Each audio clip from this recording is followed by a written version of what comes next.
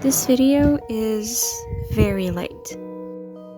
I filmed this back in January, after getting this gouache set by Arteza as a gift for Christmas. Life got in the way, or rather, it became too busy, and for a while I really had too much on my plate. So even though it took me a while, I still hope you enjoy this video, and all that entails.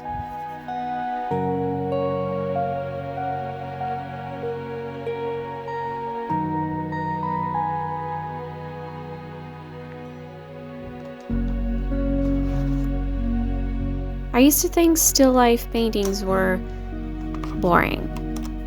I guess I never really understood their purpose or the appeal really of wanting to paint an overly complex vase of flowers or an arrangement of fruits. I had drawing classes in high school where the teacher would place random objects in the center of the room and request we draw them in the perspective we saw them in.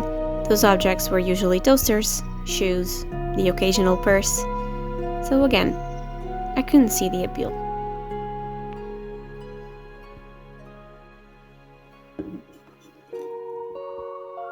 After having to deal with those classes, I sought refuge in the things that I loved painting the most. People. Their portraits. Representing their feelings and souls in colorful ways and fantastical settings. Hence, I never really picked up that type of subject again. Until now. As I've mentioned in past videos, gouache is the medium that I've been learning lately. And that got me a bit frustrated because I used it wrongly. I tried really hard to do portraits with the medium, but because I was too rushed, not very methodical with my mixing, nothing came out looking particularly good.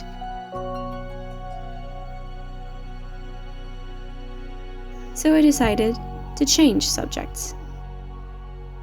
Pinterest is one of my tools for references, and as I was looking around for images I could get inspired by, I came across some beautiful photography of fruits, plants, vegetables. The one thing that fascinated me the most were the colors. How vibrant they were. Some were moody, darker, and they all could make for a different look to a simple apple or a peach. And my first try wasn't so happy. But as I tried again and again, practiced some more, I began to fall in love, and I started to understand it. It isn't a very appealing thing, at first thought, to paint a vegetable or a simple object. It isn't even about the object itself. In fact, that barely even makes a difference. It's the possibilities that such simple and mundane things allow. The study of colors and hues, the study of values and the composition of a painting, the mood, the disposition, even the study of a medium. Using still lifes has allowed me to study gouache, to understand it, and ultimately, myself as an artist. I didn't know what type of painting or style I could say I wanted to achieve with the medium, and these studies have helped me considerably.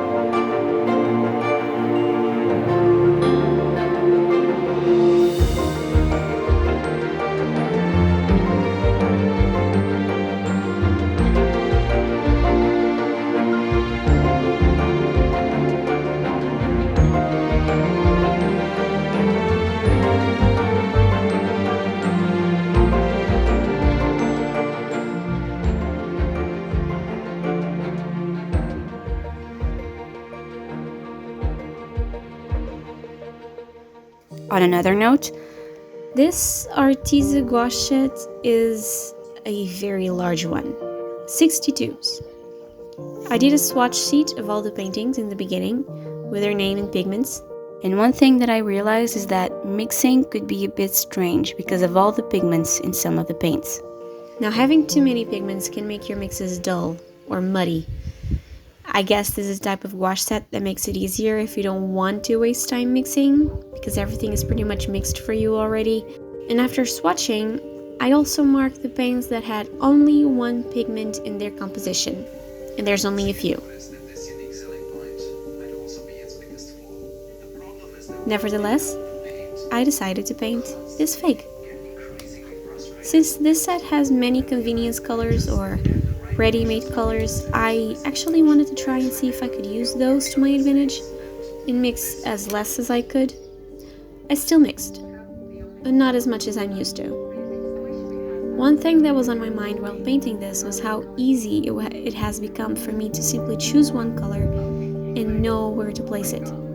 Because I've been practicing gouache and using these simple subjects to learn, mixing is no longer an actual problem. Or rather, I don't think too much about how I should mix the paint, or if I'm mixing enough, or even if my mix is the correct one. I no longer overthink where I need to place my marks, how I should position my brush, or if the mark will come out the way I want it to. These sessions of painting simple fruits and vegetables help me realize that it doesn't really matter whether or not I'm doing the right thing while painting, because when it comes down to it, it's just another practice session. Even if I decided I wanted to paint a painting tomorrow, of any subject in particular, it still wouldn't matter if I was doing things right, because I would still be practicing and learning something out of that painting.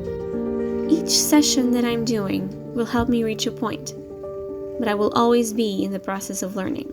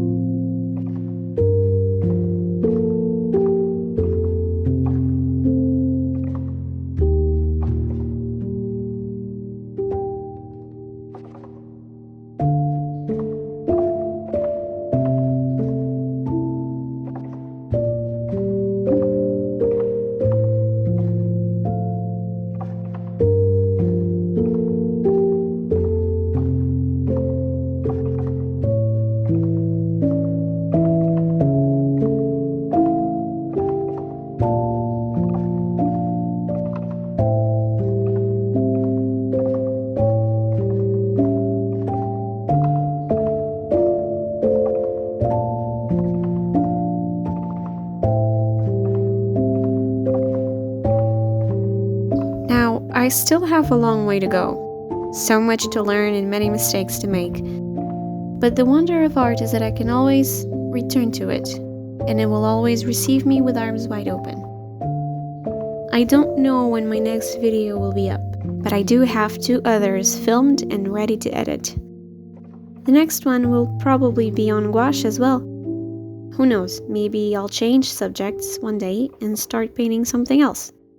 Perhaps I'll get bored of painting fruits. But for now, sitting down and painting this fig was something I really enjoyed. Because it would seem we sometimes overlook the wonders of painting fruit.